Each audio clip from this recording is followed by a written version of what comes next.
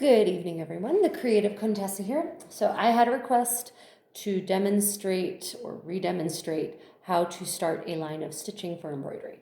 Okay, so here we go.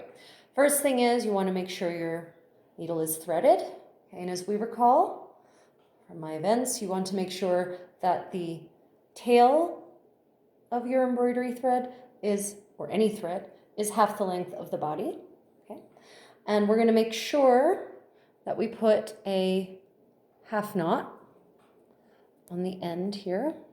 Okay, so I just wrap it around my finger and tuck the little tail through the loop. And you want that to be pretty close to the end because we don't want to waste the thread. Because this is, remember, eventually going to be cut off. Okay, so I'm going to demonstrate on the cherry blossom tree. If you want to do this project, then feel free to join in the next cherry blossom tree event. I'm not certain when it is. Check the calendar. But this technique applies for starting any line of embroidery in my technique. So you're going to want to, we're going to put the knot on top. Remember, we don't want the knot underneath because if you put the knot underneath, then it can foul up your ability to do clean stitches by getting tangled in your needle. It's just a mess. So we always want it on top because then we can keep it in sight and know exactly when it's safe to cut it. Okay. So I'm going to, this part of my tree right here needs some more lighter blossoms, and this is a white with a single pink. So it'll be a nice light pink set of blossoms. So I'm going to start by going down through the top. Sorry, trying to figure out how to do this with my phone camera. And I'm going to pull it through until the knot is seated. Sorry, this is just not ideal, but there it is. Okay, knot's right here. Okay, now I'm going to come up very close to that because I don't want to waste a lot of thread by moving the blossom far away from where I'm anchoring my knot. And we have to do 2 little anchor stitches, right? So we come up and then we go down really close to where the thread came up. And I always stick my thumb in the way here because it gives something around which the thread can wrap and prevents it from knotting back on itself. And I keep my thumb in there more or less until we get down to the base of the fabric. That's something I do with any kind of stitch I'm doing, always. Okay, so I just made one teeny tiny little stitch, which you can't really see. It's there though, I promise.